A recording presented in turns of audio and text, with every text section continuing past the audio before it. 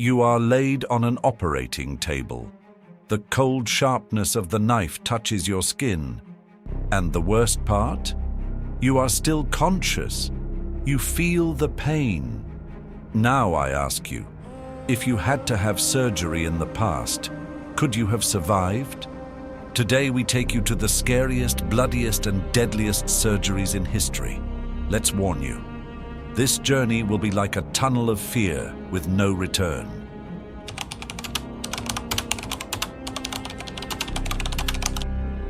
Throughout history, medicine has resorted to many brutal methods to advance.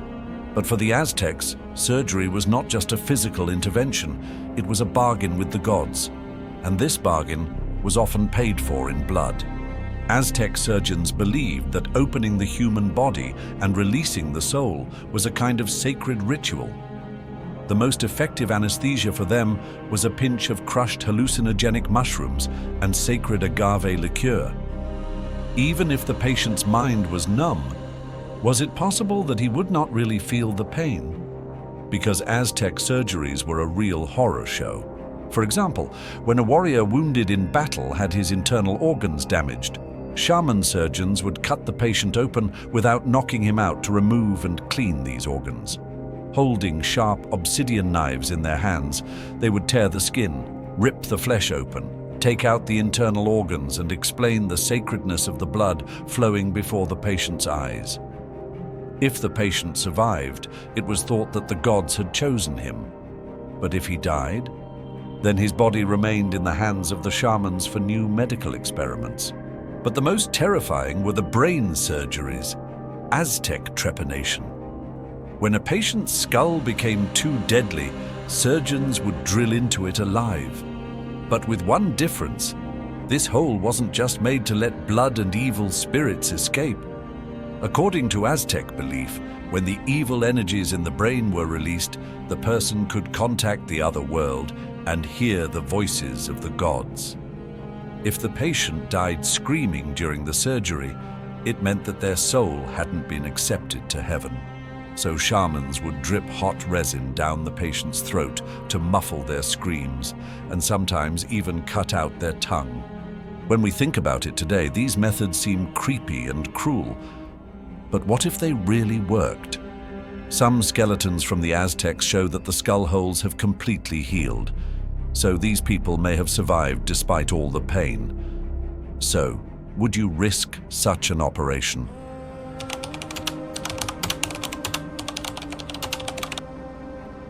In ancient China, surgery was a matter of life and death. Often, instead of anesthesia, surgeons would give their patients strong opium syrups. Unfortunately, this was only an illusion, because by the time the incision was made, the opium had already worn off.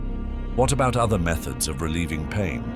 That's where poison ointments came in. Chinese healers used to apply ointments containing privet, mercury and arsenic to prevent infection during surgery.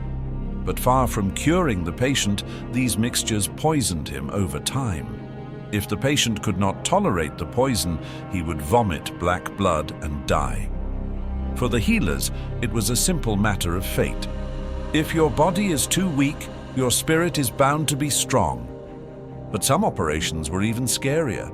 Let's say someone had a lump in their stomach, and the surgeons believed that there was an evil spirit inside.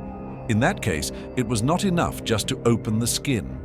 Accompanied by priests, thorny bamboo canes would be inserted into the patient's abdomen, making cuts in the internal organs that exorcised the demon. The flow of blood represented the exit of the evil spirit from the body. But what if the patient did not survive? Then, his body was left in the rocky area behind the temple, abandoned to the fate of his soul. Because according to ancient Chinese belief, the spirit of a dead body would return and take revenge if the right rituals were not performed.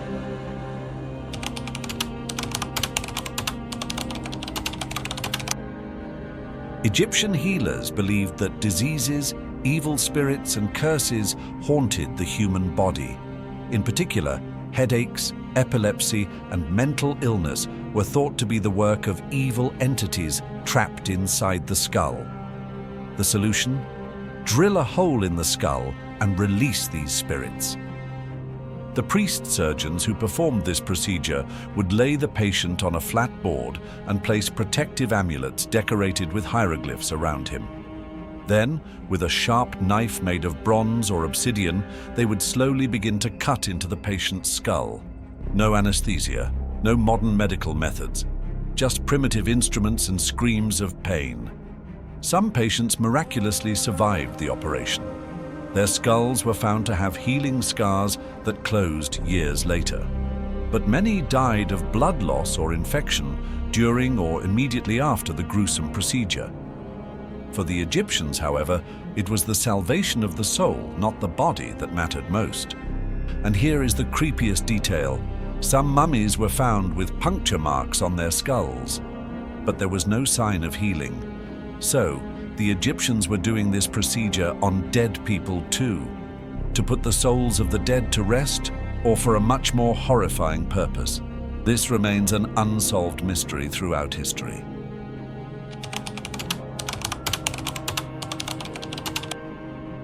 Medieval Europe, behind the sound of bells echoing through the stone streets, lurking in the shadows, was a terrible truth.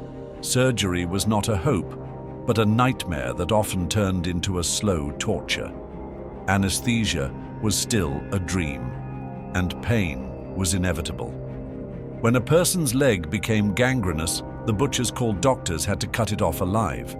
This was done with a rusty saw. The patient was strapped to a wooden table, held steady by two people, while the doctor drove the saw into the bone with all his strength. The pain, which penetrated to the very marrow, was so great that many patients would lose consciousness or bring the whole village to its feet with their screams. But the worst thing was not to cut, but to stop the bleeding. The method used for this is the stuff of nightmares even today: branding with a hot iron. Metal rods were heated to a glowing ember and then pressed against the open surface of the flesh.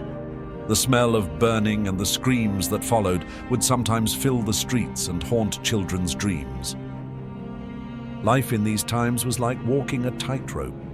The cure was as deadly as the disease, and people were put on the operating table not to get better, but to survive the pain.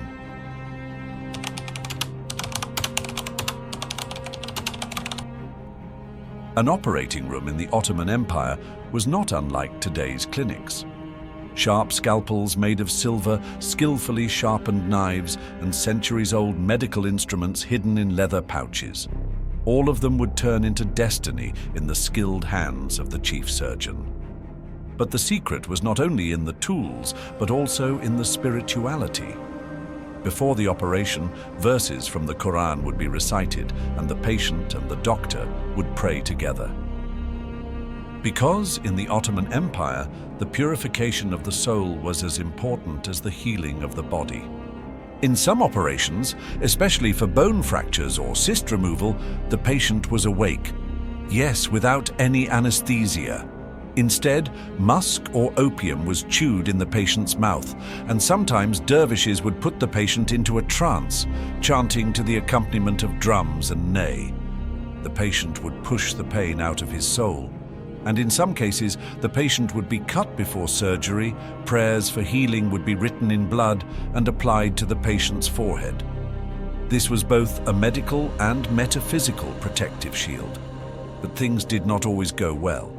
If the surgeon's hand shook or the prayer was missing, it was popularly said that the patient was possessed and would not recover. Therefore, surgeons had to have spiritual as well as medical knowledge. Today, an operation may be a simple procedure, but in the past, it was a fight for survival. Now think about it. If you had undergone surgery back then, would you have survived?